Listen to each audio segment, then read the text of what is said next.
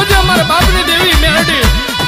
છપરા નદીના ઘાટે બેઠી રાજા રે વિક્રમ ને મળી ઉચ્ચની રે મેલડી મેલડી આવો આવો